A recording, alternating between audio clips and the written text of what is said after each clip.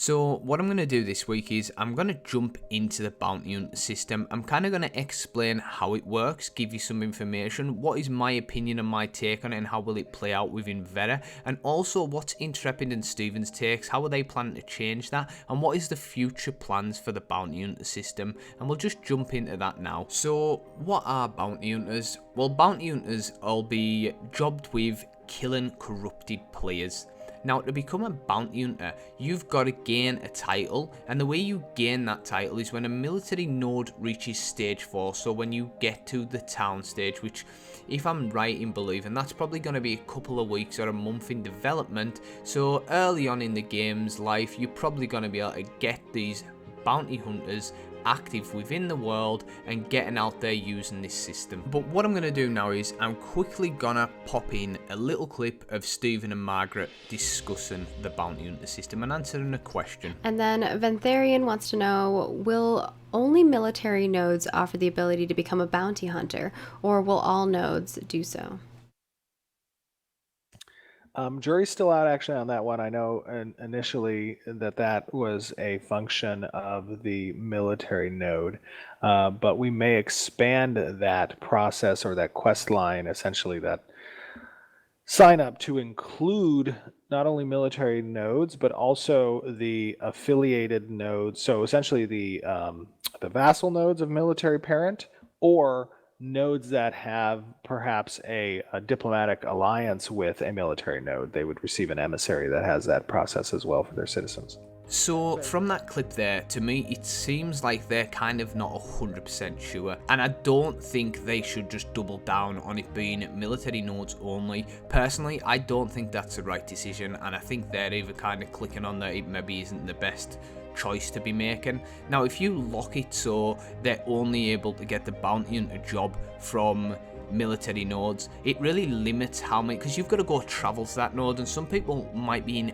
an area that's miles away. I might not want to do that, might not want to be a citizen of this military node, or might not want to go to there. But if you make it that so every node has the opportunity to take this title and become a bounty hunter, it balances it out, because obviously in these areas where there's the military nodes and the bounty hunters, this is going to be a lot more secure from PKing because you're going to have the opportunity. But the areas that don't have the bounty hunter system in place, so you can't pick it up, yeah, you can say, oh well, these bounty hunters can just go travel down there, but you're presuming these guys will want to go out of their area, their potential alliances or their ZOI, and go protect or kill these PKs in the other area. I don't think that's always going to happen, and then, as I've said before, you could be having people with corrupted alts deliberately going down there just to PK that's a part of this military node, so why would they go down there? So then you bring in the fact that these guys at the other nodes can pick up the bounty hunter systems quickly and get out there and start defending against these corrupt players and killing them off. So what do you get with being a bounty hunter? How does it work? Well, the way it works is when you become a bounty hunter and you've completed that quest and you've got the title from one of these nodes, you unlock something called the pathfinding ability, and once you activate this pathfinding ability, it will last for 1 hour, and what that does is it'll flag you for PvP with corrupt players, and it will also show you the location of corrupt players on the world and on the map of Veta. So one thing I will say about the pathfinding ability, now you can toggle this on and off, that is an option, but there will be a cooldown, so you can't just be on 1 second, toggle it off, toggle it back on, because you'll be gaming the system. But what the devs have actually talked about doing is making it so you are permanently flagged for combat against corrupted players, so you can't toggle on and off. And personally, I think that's the route that should go down, because if you choose to be a bounty hunter, you will be rewarded for this. These things you can gain and benefits from being a bounty hunter, so the risk should be there all the time. And if you're going to be, let's say, brave enough, or you really want to kind of defend these areas or defend against these PKs, then you should make it so these bounty hunters are permanently flagged for combat against corrupt players, because corrupt players can constantly be attacked by bounty hunters. So it makes sense that it should be a kind of an even and level balance playing field for both parties, in my opinion.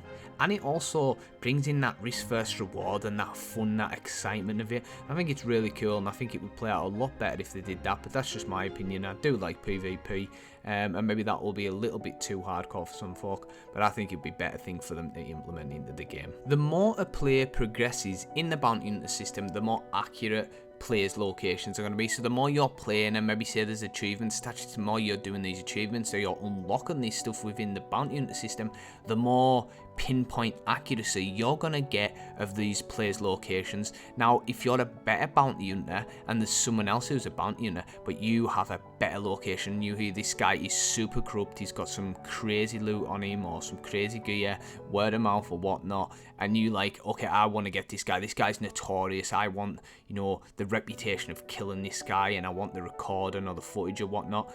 If you have a pinpoint accuracy of this guy's location and the other bounty hunters don't, you will get that kill, you will get to that guy first. So that is one way that could help play out, and I think it's pretty useful and it's pretty cool, and it incentivizes progression, and it's not just about killing PKs. There's actually something else going into this system. It's its own little skill of progression path, which I think is pretty cool. Also, dipping back into that about progression or replayability, or why maybe other reasons to become a bounty hunter, stick with being a bounty hunter rather than just, you know, the PvP or just being a decent person wanting to stop PKs.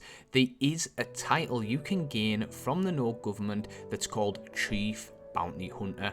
That'll grant special access to NPCs in the node. Now, we don't really know what special access that will be. Now, could that be special armor sets? Could it be a title above your name? Could it be a visual effect? Because we know visual effects are going to be big within Veta. We really don't know what that's going to be, but with Intrepid, with Steven, and with the team over at Intrepid, you can guarantee it's going to be somewhat worthwhile. There's going to be a reason to do this, and where there's reputation, and where there's skins, or where there's a visual appearance change, or a status within a game like this where reputation and status will matter and skill, you can guarantee people will fight it out to become Chief Bounty Hunters. And what it does is, when they expand on this, you bring another element to the game, another system that has so much depth and so much replayability that it just brings that world more to life. When you've got all these things going on around you, sieges and node battles, you've got the best mount tamers and the best lines knocking about, or the best armor crafters and some of the best PvPers who are competitively trying to PvP and get the name out there, and then you have the best bounty hunters. You see these guys about, or maybe even these guys could turn that into pain for protection if they're known as the best bounty hunters in Veta, so they're clearly good at PvP. They could also sell their cells for, say, they'll protect a caravan. Well, what have you got to protect our caravan? Well, I was Chief Bounty Hunter. I've got the title. I'm no longer a bounty hunter, but I am Chief Bounty Hunter from back in the day, and that shows their skill set. It shows their dedication. It shows that they're maybe, you know, trustworthy in a certain scale. Then again, you know, that's just me 3D crafting. I don't really know how that's going to play out, and from what I can see and the information I've come across, I don't really know anything else about it. Now, maybe I've missed something. If you have, drop it in the comment section down below and let me know. But I do think the bounty hunter system is got a lot more than meets the eye. I think there's going to be a lot more going on with it, and I think it's going to be really fun to get involved with. And personally, I can see myself jumping into this for definite, and I can see some of the other guild members jumping in as well. Quickly referring back to Intrepid and Steven and the rest of the team, I'm going to pop a little clip in here explaining what is subject to change, and then jumping and giving you my opinion on where I think it should go. So this question is about bounty hunting, and it is, if multiple bounty hunters team up to try and take down corrupted players, who gets the credit for the kill? Entire party, or just the person who gets the last hit on them? For right now, it's going to be the person who gets the last hit. We may change that to any contributing damage source, but we'll see. But for right now, it's last hit. So, in my opinion, I think the person who has dealt the most damage output should get the kill. Because if this guy's been fighting and they've been going at it and trying to kill each other, and then someone runs in at the last minute and just boom, gets that kill, I think it's annoying. And I get it's like, oh, well, first come who gets the kill, you know, you should have been better. Like, there's so many different arguments for people to say.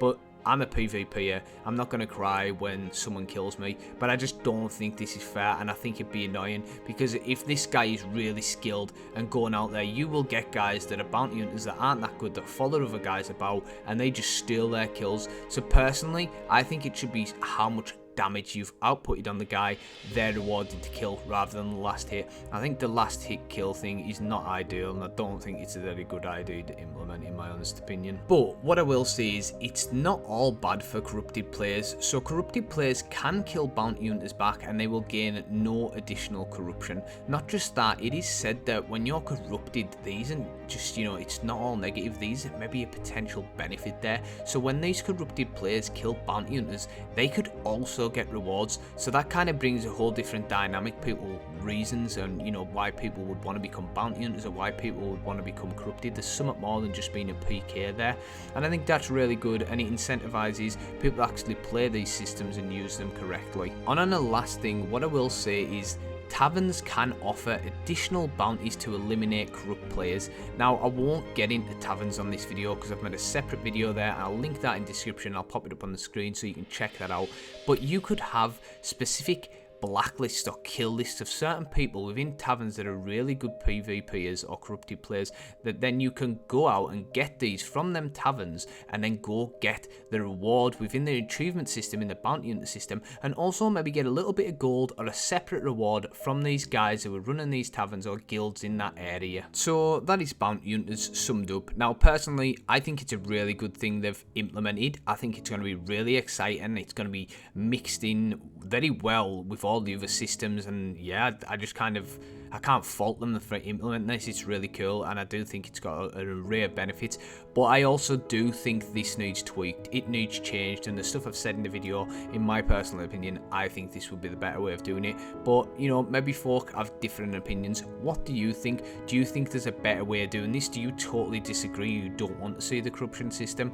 Drop that in the comment section below and let me know, because it's always good to get more feedback, and hopefully if Intrepid come across this, that'll help them implement these changes, and it's only good for the game to make progression. And obviously during Alpha 2 we're going to get to test out the system a lot, hopefully, and that's when we'll really see it shine, and we'll really see the negatives and the positives. But once again, I really do appreciate you watching this video, and I'll catch you in the next one.